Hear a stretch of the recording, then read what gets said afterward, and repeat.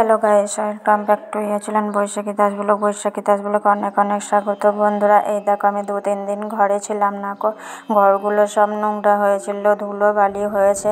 তাই আমি প্রথমে এই দেখো ঘরগুলো ভালোভাবে ঝাড়ু দিয়ে নিলাম। ঝাড়ু দেওয়ার পর বারান্দা বাকি ছিল, বারান্দাটা দেখো ঝাড়ু দিয়ে পরিষ্কার করে নিচ্ছি। বন্ধুরা, তোমরা ভিডিওটা দেখতে থাকো, কেউ স্কিপ করো না। আশা করি তোমাদের খুব ভালো লাগবে। আর বন্ধুরা, ভালো লাগলে লাইক, শেয়ার, সাবস্ক্রাইব, কমেন্ট অবশ্যই। পুরো যে ঘর বারান্দা ছিল সব ঝাড়ু দিয়ে ধুলো বালিগুলো সব পরিষ্কার করে বাইরে ফেলে দিলাম।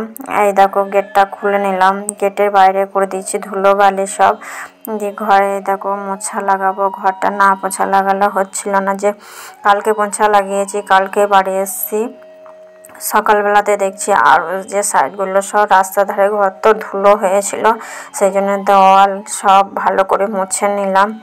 মোছার পরও দেখছি একদম যে নেতাটা কাদা কাদা হয়ে গেছে, তাই জলে ভালো করে নেতাগুলো ধুয়ে ধুয়ে নিচ্ছিলাম আর পোছা লাগাচ্ছিলাম। না নেতা যদি ধো না, একদম ধুলো বালি সব কিচকিচ কিচকিচ করে। যে সামনে ঘর হলে বেশি মুশকিল, তাই দেখো ভালো করে পোছাটাকে ধুয়ে নিলাম।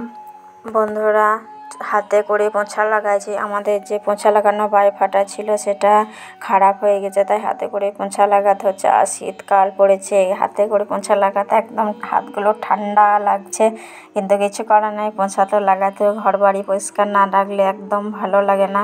বন্ধুরা, তোমাদেরকে ঘরগুলো পোছা লাগানো দেখায় নাই, এত তো দেখানো যায় না, তাই আমি দেখো ঘরগুলো আগে পোছা লাগিয়ে দিয়েছি। তারপরে বারান্দায় যেগুলো বাকি ছিল সেইগুলো পোছা লাগাচ্ছি। আর বারান্দাটা দেখো আমার পুরোটাই হয়ে গেছে, আর সাইডে এই সাইডটা বাকি আছে, শুধু পোছা লাগিয়ে নিচ্ছি। আমাদের বারান্দায় যে গ্রিলগুলো দেওয়া আছে ওখানে আমাদের এখনো কাঁচ লাগানো হয়নি, ওই জন্য ধুলো বালিগুলো হাওয়াতে চলে আসে।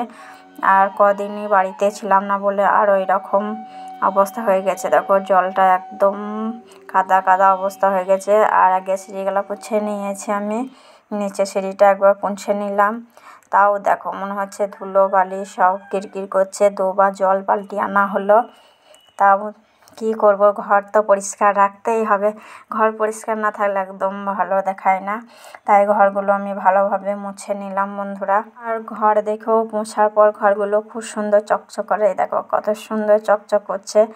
আর 2 দিন ছিলাম না, দেখে এসেছি বাড়ি, দেখে মনে হচ্ছে যেন ঘরে কেউ নেই। যত ধুলো বালি কাদা মনে হচ্ছিল, কেন এতটা মনে হয় আমাদের যে সামনে সাইডে মাটি ভরা আছে, ওই জন্য উঠোনটা তো পাকা নয়, ওই জন্য বেশি মাটি ধুলো বালিগুলো পায়ে পায়ে চলে আসে। বন্ধুরা, ভিডিওটা এতটুকুই, বাই, আবার দেখা হচ্ছে।